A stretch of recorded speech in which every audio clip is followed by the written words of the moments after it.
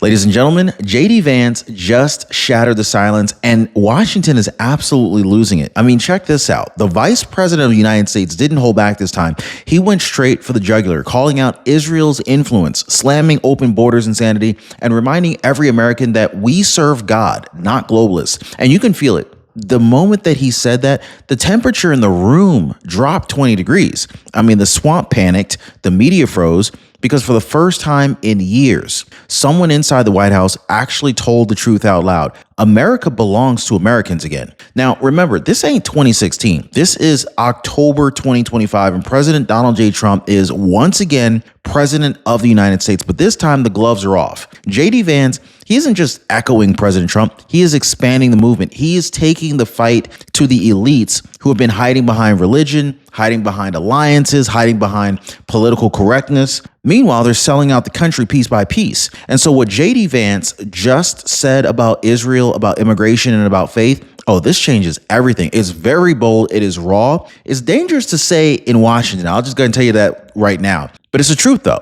And millions of Americans feel it in their bones. So buckle up, guys, because today, in the next couple of minutes, we're going to dive into exactly what JD Vance just said, why it's shaking the globalist establishment to its core, and what it really means for the future of this country. Hit the like button and subscribe. Okay, for weeks, speculation built like thunderclouds over Washington. Reporters were whispering that JD Vance was being muzzled and that he'd play the quiet VP role while Trump took the punches. But JD Vance was watching. He was listening. He saw the lies, he saw the manipulation, and the same power brokers that were trying to box him in, and he had enough. Then, during his turning point appearance, he let it all out. No teleprompter, no filter, just the truth. That was the moment that he broke his silence, and in doing so, he lit a match that is now burning straight through the halls of Washington, D.C. Now, JD Vance, he didn't just speak to voters. He sent a message to the elite conservative movement. Stop flinching. He said the left never hesitates to use power when they have it. They stack courts, weaponize agencies, rewrite culture, while conservatives debate optics. His challenge was very simple but devastating. If the other side is already doing it,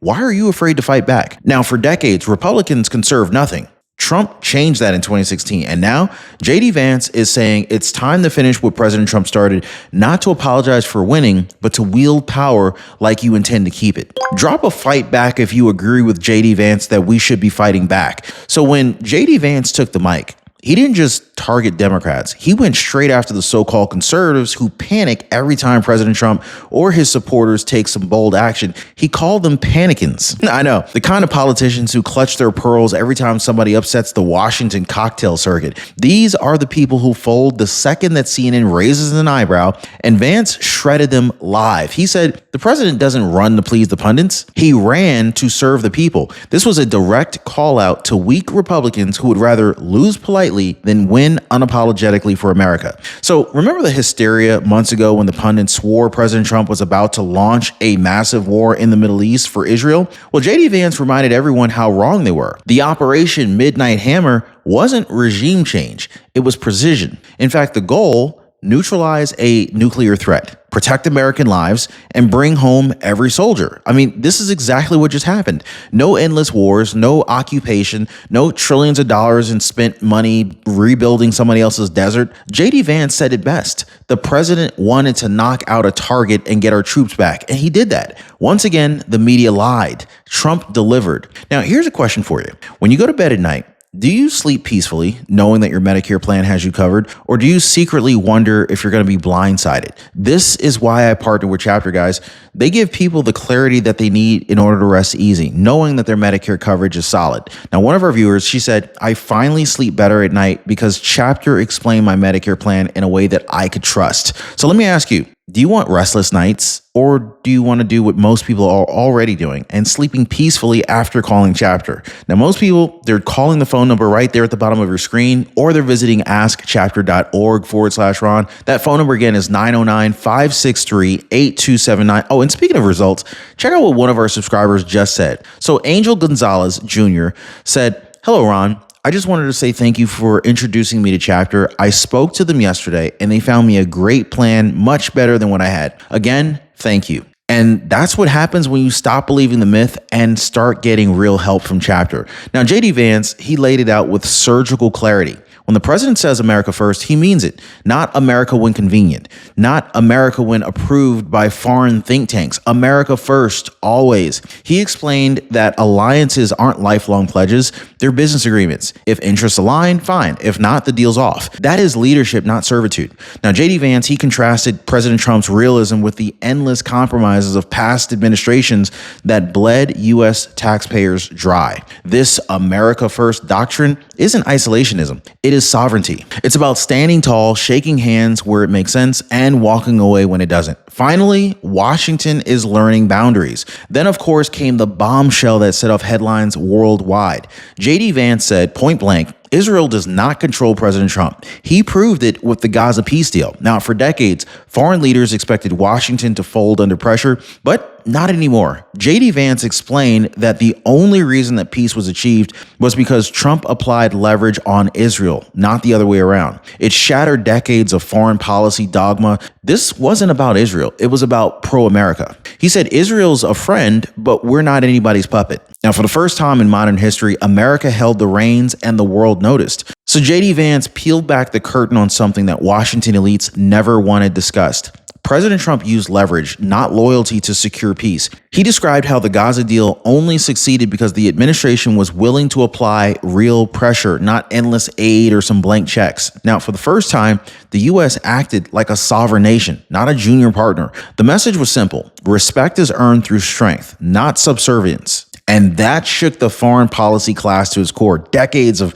diplomatic habit, they were broken in one single stroke. America finally negotiated from a position of power and not apology. So then JD Vance turned to immigration, and the crowd lit up. He made it very clear. This administration isn't anti-immigrant. It is pro-American stability. He said just because yesterday's policies work doesn't mean that we owe them to the future. Legal immigrants who build this nation deserve respect, but mass migration without limits, that's suicide. He explained that America has the right and the duty to set its own pace, its own standards, its own gates. Immigration must serve the citizen, not replace him. And that's the heartbeat of America first, guys. And tonight, JD Vance reminded everyone why borders still matters. So Vance didn't whisper this part, okay? He thundered it. We serve God, not globalists. And with that, the room erupted. He drew a straight line from America's founding to faith itself, arguing that our deepest freedoms come from Christianity, not government handouts, not UN declarations,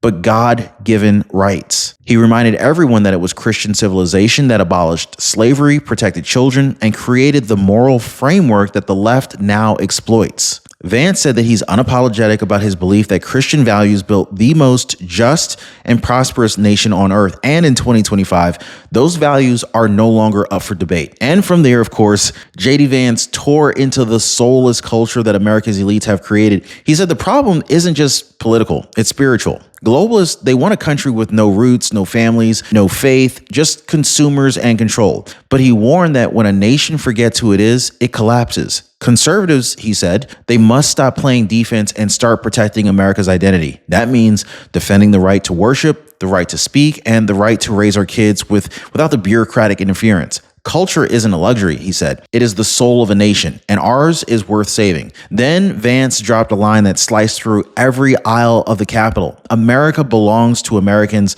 not to party bosses, not to donors, not to foreign interests. The audience roared. He wasn't just calling out Democrats. He was staring straight at the GOP's old guard, the ones who sold out working families while preaching free trade and endless wars. Vance said the Trump-Vance administration isn't Republican or Democrat, it's American. This is why both parties fear them, because for the first time in decades, the government, it's actually run for the people and not for the people of power. That's the revolution. And so when the subject turned to the border, Vance didn't mince words. He said open borders aren't compassion. They're collapse by design. He called out the politicians who exploit migrants for votes and corporations that exploit them for cheap labor. Vance made it clear, a country without borders is a country without citizens. He reminded Americans that compassion starts at home, protecting our neighborhoods, our wages, our sovereignty. The Biden years opened the floodgates. The Trump-Vance years are sealing them shut. Immigration is no longer an emotional debate. This is a survival issue. America cannot save the world if it can't save itself.